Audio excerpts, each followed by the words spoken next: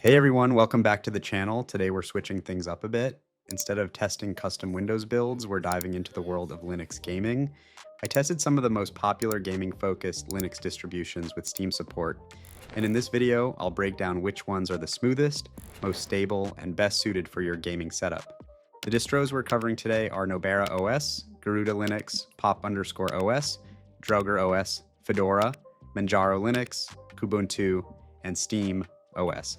So if you've ever thought about leaving Windows behind, but still want great gaming performance, this video is definitely for you. System specs. First, let's quickly go over the system used for testing. The system I used includes... This setup is powerful enough to clearly show performance differences between distributions. However, most of these results should still apply to mid-range hardware as well. Testing methodology. To keep things fair and consistent, all distributions were tested using the same setup. Each distro had the latest NVIDIA drivers installed through official repositories or distro packages. Proton GE enabled on Steam for Windows-only games. The same game test lineup: Cyberpunk 2077, Elden Ring, Valorant via Lutris Workaround, Counter-Strike 2, and Dota 2. Benchmarks focused on three main areas: average FPS, frame time stability, overall usability, and gaming experience. The distros reviewed: Nobara OS. Nobara OS is built on Fedora, but it's specifically tuned for gaming. It comes preloaded with gaming tools like Proton GE, Wine OBS optimizations, and NVIDIA drivers, which means most things work right out of the box. Performance is excellent, with very little tweaking required. The main downside is that it can be slightly heavier on system resources compared to vanilla Fedora. Garuda Linux. Garuda Linux is based on Arch Linux and features a flashy KDE desktop environment. It includes performance tweaks, BTRFS snapshots, and even a dedicated gaming edition. FPS numbers were excellent, especially in esports titles. However, the flashy interface does use a bit more RAM, and because it's Arch-based, updates can occasionally introduce stability issues. Pop OS. Pop OS is developed by System76 and is based on Ubuntu. It's extremely beginner-friendly and offers great hybrid GPU support, which makes it ideal for laptops. Gaming performance is very stable, and driver management is probably the easiest here. The only downside is that it's not as aggressively optimized for gaming as Nobara or Garuda. Drauger OS. Drauger OS is a distribution built specifically for gaming, also based on Ubuntu.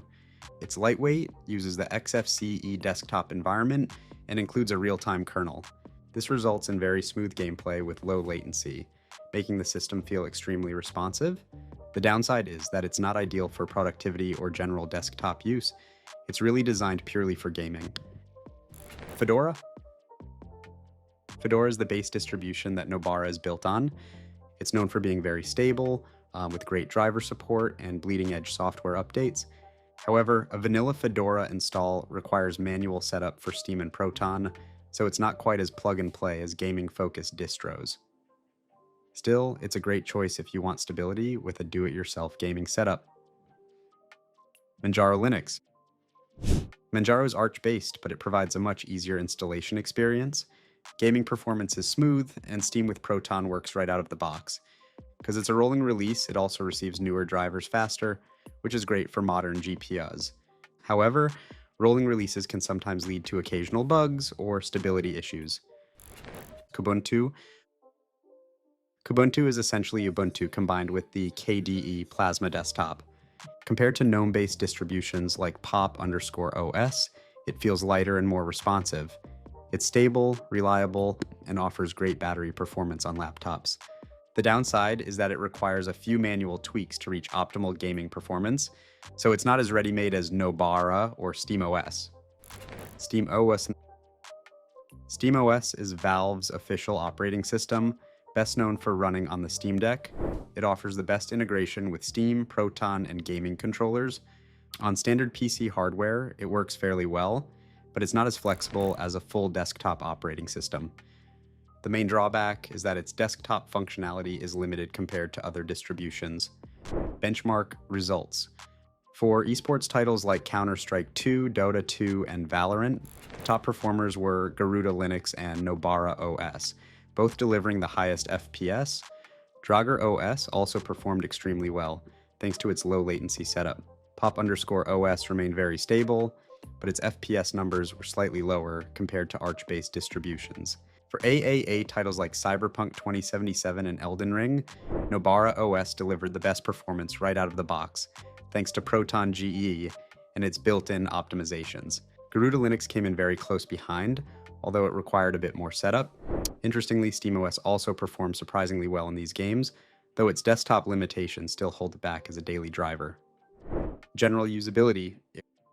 When it comes to general usability, Pop_OS and Kubuntu are the easiest options for beginners who want a system that works well for both gaming and everyday use.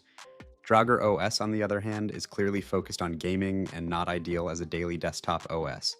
Manjaro performed well overall, but can occasionally suffer from instability due to its rolling release updates. Best overall gaming Linux distros. After testing everything, here's my overall ranking. Nobara OS takes the top spot as the best overall gaming distro. It's plug and play, stable, and packed with gaming optimizations. Garuda Linux comes in second with excellent performance and features, though it does use slightly more resources. And Pop_OS ranks third as the best option for beginners, especially those using hybrid GPU laptops. Let me know down in the comments, would you like to see a direct FPS comparison between Linux and Windows on the same hardware? That way we can finally see if Linux can truly beat Windows when it comes to gaming performance. If you enjoyed the video, don't forget to like, subscribe, and I'll see you in the next one.